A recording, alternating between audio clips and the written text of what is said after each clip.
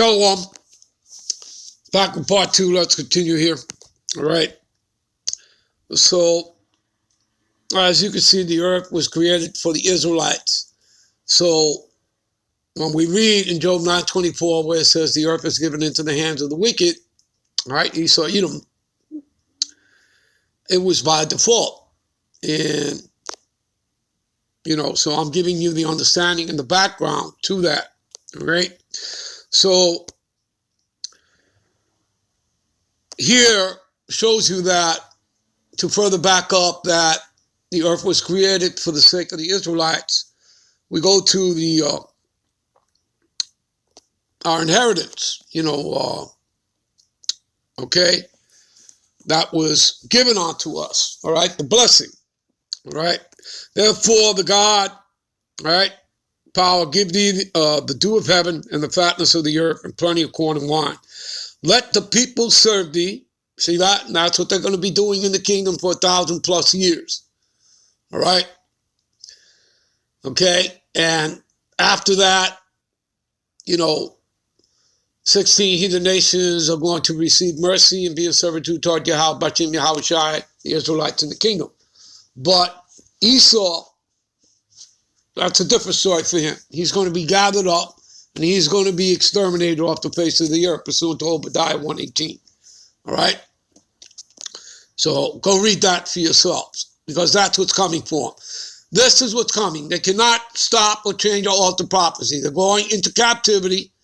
All, the tabernacles of Edom plus the other 16 heathen nations, all right, because they all benefited from us Israelites being in captivity, all right, and they kept their foot on our necks, particularly Esau, all right, so, they have to answer for that now, okay? They got to answer for it, okay? And they're going to pay big time, all right? And that's real reparations. You understand that? That's real compensation. You understand that? Right? So let the people serve thee and the nations bow down to thee. Be Lord over thy brethren. It's telling you right there. Going to be Lord over Esau. And let thy mother's sons, again, she only had, Jacob and Esau. And Esau's the elder. He came out first as a hairy garment. All right? And Jacob held his heel when he came out, pulling him downward, a symbolism of pulling him out of power. Jacob means supplanter, all right? And we would supplant him for the birthright. You understand that? But that's the way the Lord wanted it, which is all explained in Romans the 9th chapter, all right? Okay, one was created as a vessel of honor, which would be Jacob, the Israelites, and the other was created, Esau, as a vessel of dishonor. You understand? And it's all explained there in Romans the 9th chapter. All right? All right. Okay, and cursed be everyone that curses thee, and blessed be he that blesses thee. There you go. Okay? Again, let's further move along here. What is that?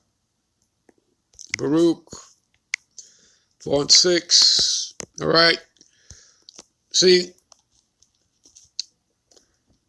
Ye were sold unto the nations, not for your destruction, but because he moved the God power to wrath, and ye were delivered unto thy enemies. Okay? For ye Israelites, you Negro, Latinos, Native Americans, and all the southern kingdom of Israelites provoked him that made you by sacrificing unto devils and not unto the God power. See that? Do we still have that this day? That's why the Lord is going to destroy 2/3 of Israelites.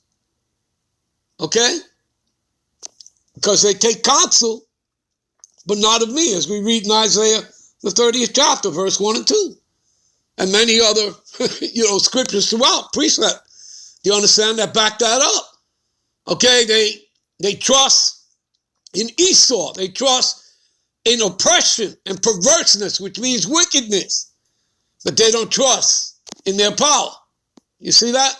And they're going to pay for it. So they're joined onto Esau. And like we read in Isaiah the 13th chapter, around the 15th verse, those that are joined onto them shall also be thrust through with the sword of the Lord. You see that? And again, this is all prophecy, people, and it cannot be undone. You understand? We're just living out the prophecies. Everybody's playing their part. This is the Lord's movie. He's the director. He's the producer. He's the writer. He's the potter. We're the clay. You understand? Esau cannot stop or change or alter prophecy. Okay? That's it. It cannot be undone. And the Lord never changes. Malachi 3 and 6. Okay? You understand that? All right? Let's go to something else here. We'll go, what is that? Genesis 6 chapter. But I'm going to go to the blue letter on this. Give me a minute. All right? Let's go to the blue letter.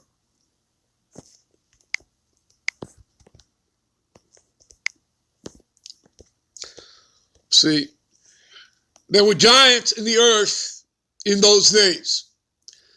Also, after that, when the sons of God, all right, you see that? This is before, Abraham, Isaac, and of course Jacob, whose later name change would be Israel. So you would have the Israelites, the 12 patriarchs, you understand? So we were known as the sons of God, all right? So when the sons of God came in onto the daughters of man, we got together with the heathen women, right? And they bore children. The same became mighty men, which were of old and of renown, all right? Renown. All right, I want to click on this word here for you, giants, right? See, it says Nepal, right? Nepal, all right?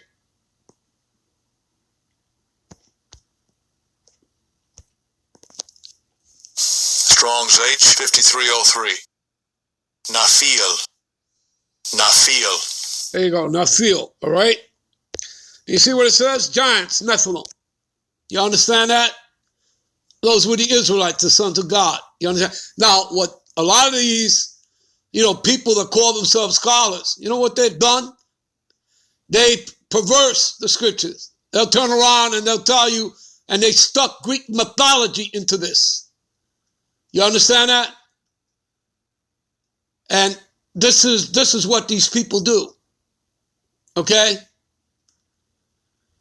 What does it say in Revelations, the 22nd chapter, verse 18, 19 verses? If anybody adds to this book or take away from this book, they shall receive the plagues of it. You understand that? All right? So they're screwed. All right? This has nothing to do with Greek mythology that a lot of these people have added to this nonsense. Okay? Now, we're going to go to this where it says root word etymology to show you who the sons of God are talking about, further understanding. All right? You see, giants, the Nephilim, meaning what? To fall, to lie, be cast down, fail, fall. You see? They're talking about the fallen angels. See that? You understand that you read when you go to Jude, all right? When you go to Jude,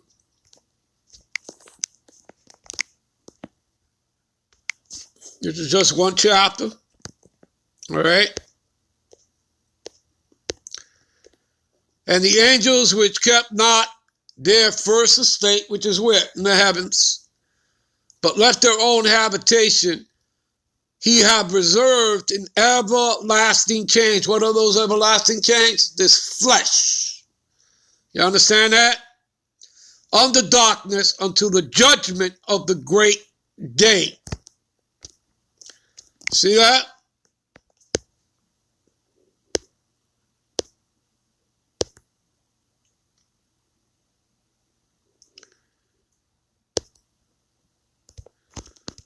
See here.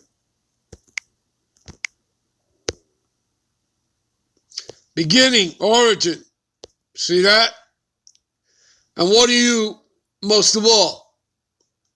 What are you? your spirit. That house is a body. You understand that? All right? See that? See? First habitation, right? That's what we're looking up, right?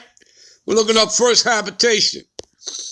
It means the beginning, the origins, right? See what it says here?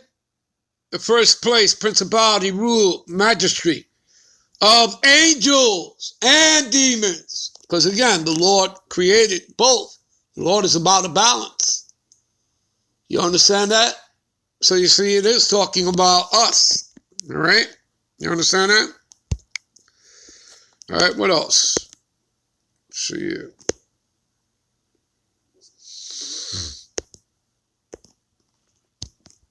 See what it says here about chains. See? A band or bond. Okay? It's a spiritual chain, much like he put on Esau after the Greco-Roman empires.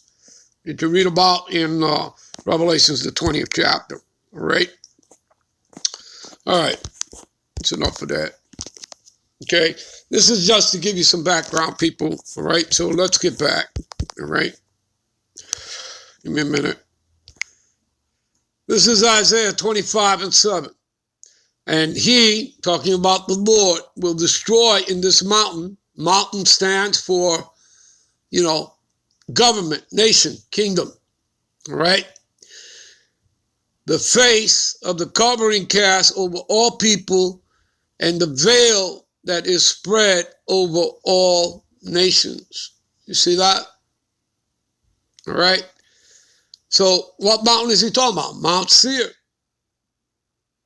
Yeah. Edom. All right? The Edomites. That is the face and the covering cast that will put over all people. Right? This man changed. When you go to the table of nations, all right, Genesis chapter 10 there, you're not going to find African American, you're not going to find Puerto Rican, you're not going to find Cuban, you're not going to find Mexican, Dominican, you're not going to find white, okay? You're not going to find, yellow, green, blue, all right? Those colors for classification of people created by Johann Blumenbach. No, you're not going to find any of that there. That's all, a social construct created by Esau. You understand that? All right, as they did, calling themselves white in 1681. Okay, and putting it into law. Prior to that, they were calling themselves European. Prior to that, they were calling themselves after the lands that they conquered. Okay? You understand? Like, Scipio Africanus, naming the continent of Africa, renaming Mizoram to Egypt, Americo Vespucci, America was named after him. He was an Edomite, navigator. All right. You understand, people? You get the point? All right. So this man, he changed everything, including times and laws. All right. We read that in Daniel. Daniel 7:25. All right. And he shall speak great words against the Most High and shall wear out the saints who are the Israelites, you Negroes, Latinos, Native Americans. All right. And think to change times and laws, and they shall be given into his hand until the times and dividing of times. You see that? You understand? And again, this is talking about the little horn here in Daniel. And I consider the horns as part of the parable of the 7 heads and the 10 horns. Okay, behold, there came up among them another little horn. That little horn is America, Babylon the Great, before whom there were 3 of the first horns, right? Part of the 7, all right, that she plucked up the roots. And that would be, she fought Great Britain for independence, plus the French, plus Spain, right? America was started up by 13 British colonies, showing you that she is the 8th head and final. All right, we'll be right back with part 3. Shalom.